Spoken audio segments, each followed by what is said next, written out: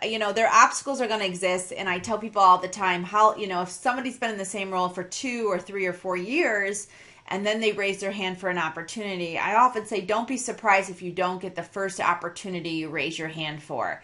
This happened in my tech company. It was almost a cultural thing. If you raised your hand, you often didn't get that first role, but you were likely to get that second, third, or fourth role you raised your hand for. So don't get discouraged. Sometimes it's just they want to make sure you're serious about moving on to something else, and they're looking for you to raise your hand a few times before they actually invest in you. But don't be discouraged, because that does happen. And I think it helps just get the train started of what you need to do and how people perceive you. And I think when I raised my hand and was initially told no, it was surprising, because it was, I really wanted to move into this new group, and it was a big fat no.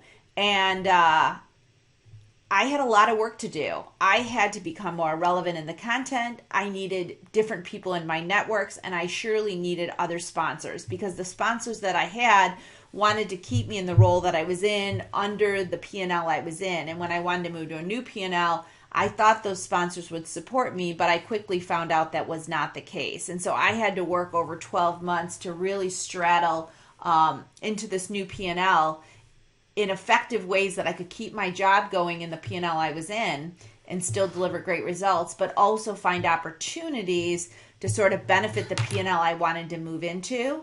And so I found strategic ways to have meetings that incorporated that new P&L and that new product line, and opportunities to meet with people in that new P&L to start building relationships and getting them more acquainted, not only with my work, but what I hope to do with my career next. And it took 12 months. It took a solid 12 months before I had the opportunity to raise my hand again. And when I raised my hand that second time, I had a fantastic sponsor in that new P&L that had heard of my work and saw some of the things I had done with their people on their teams and in their org chart. And it was a much easier conversation, and I was able to get into an interview process where I eventually did get the role. But it was a 12-month process, and I was diligent every single day about it. I would read, I would have special conference calls, I would integrate new conversations and bring them in front of new customers. And it was very time consuming, but it was a great investment.